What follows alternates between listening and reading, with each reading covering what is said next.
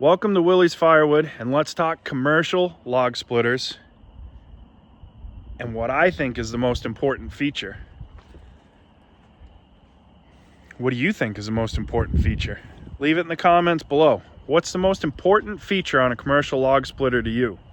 And then I'll explain why I think my feature is the most important and why it works so well on the machine that we run. Not all machines are like this, so pay attention here. I wasn't going to do a video today because, as you can see, it's getting dark.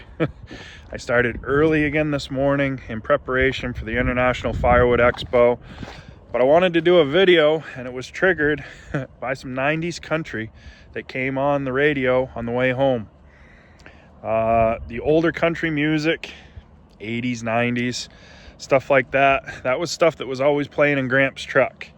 And it made me think that firewood is something that I've been doing for a whole lot longer than I've actually been doing it. And it's not necessarily firewood even that I'm doing. What I'm doing is I'm trying to spend time with family, and I'm trying to make it something that's profitable at the same time. Gramp came and worked today just like he always does. He works every day if there's work to be done. I went and delivered 3 cord for John out of his wood yard. We delivered 2 cord to the restaurant, and I came back and split and loaded another 1.5 cord to go to another customer before we left. So 6 cords of firewood today. Most people say that's a ton. It's an average day. Plus I delivered some mulch and ran some errands and did some other stuff to get ready for the expo. But it's not just firewood. For me, it's a way of life. I would be lost if I didn't have this. I know some people have said it's woodyard therapy. Some people have said it calms their mind. Some people said that it's what they know. It's all of those things for me, but it's so much more. I don't know if I could ever truly put into words what firewood is and why I feel the way that I do about it. Are there ways that I could make more money? Heck yeah. so many more ways I could make more money. But those piles of logs, the piles of rounds, the smell of the chainsaw, getting to work with Gramp, spending time out in the wood yard, being outside, and being my own boss are all things that they resonate with me. And I'm not sure how to actually put it into words, but I was so unhappy chasing somebody else's job, chasing somebody else's dream, building somebody else's company. I've worked with other people in the past that it was supposed to be partnerships and it was supposed to be something that worked. I don't change what I've done. I'm still doing firewood. I'm still doing my material deliveries. I still do a little equipment work every now and then for some earth work. I like to do what I do, but this time around, that firewood right there, that's what we specialized in. Anything and everything to do with firewood. And this time around, I'm telling you guys, it's clicked. Everything's kind of fallen into place. And I'll kind of explain what I mean about that in just a second. So the roadside racks, they were getting a little empty. So I threw another $100 worth in here, and I put some $5 bins too, just to fill them up a little bit. But when I say everything's clicking, what used to seem like work and what used to seem daunting isn't that bad anymore. 6 cord, when I used to think about that before in a single day, I would be overwhelmed, anxious, and now I just shrug my shoulders and I go to work. There's a new tripod that we got from Robert Daigle. That sucker's sweet right there. Heavy duty. Kevin won't break that one. But there's my ADHD a little bit kicking in. Somebody asked about the bins over here. That's going to be for firewood storage for the house. We'll fill those with firewood with some of our uglies. They heat just fine for our house. It doesn't have to be pretty. So that's what the bins are for. Somebody saw those and thought maybe we were making a bunker or something. No bunker, not here, especially because we're going to be moving. But the all-wood log splitter right there, you know, that has been a huge game changer for us. That splitter right there allows us to do 6 or 8 cords of firewood in a day without a problem. The machine is absolutely brilliant at what it was designed to do, and that's split wood in a hurry, which is going to bring me to one more thing. I've seen some debates and some people say that cycle time doesn't matter on a log splitter. I'm here to tell you it matters, and it matters a whole lot. The only reason that cycle time doesn't matter on a log splitter is if you're not willing to work that hard.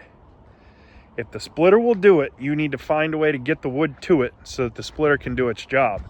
If the splitter is doing what it's designed to do, it's increasing your capacity and it's increasing your output, which is increasing your profit. So therefore, cycle time is very, very important. That being said, you don't buy a machine like that one right there that's $21,000 if you don't have at least an extra set of hands to help you run it. This is not a homeowner's machine. This is not a hobbyist's machine. This is a commercial firewood producer's machine. This thing, if you can feed the wood to it fast enough, is 4+ cord an hour all day long. This is as much wood as a processor will do in ideal conditions, and it absolutely chews the wood. And it's made to do it. Now, does that mean that I'm telling everybody to go faster? Absolutely not. Absolutely not. I've been doing this for a very, very long time, and I can tell you right now, that machine back there behind me is absolutely scary if you don't know what you're doing. It's not a toy. There's nothing about that machine that is a toy. I think the ideal cycle time for a single operator with a splitter, if you're going to run it by yourself, ideal cycle time, 6 to 7 seconds. That's comfortable. If you have your rounds near you, you can grab a round, you can feed it, you can produce firewood at a reasonable clip all day and still be productive.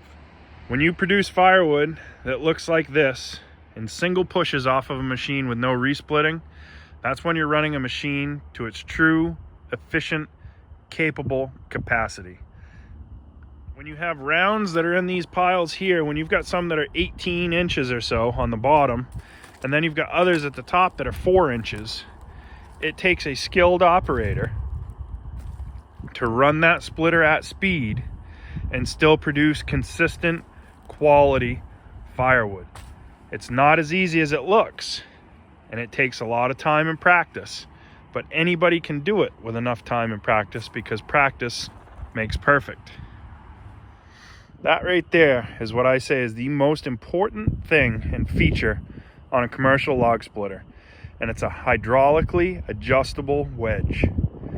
And I'll tell you why it's so much more important on this all-wood machine than any other machine in just a second. So right here on the machine, you have stacked pumps, just like a processor. Each pump controls a valve so that each function on this machine can be run independently at any point in time. What that does and what that allows you to do is you can be using the log lift, adjusting the wedge, and splitting all at the same time without slowing anything down. And I know what somebody's going to say instantly, oh, that's dangerous to be doing all that at once. Yes and no.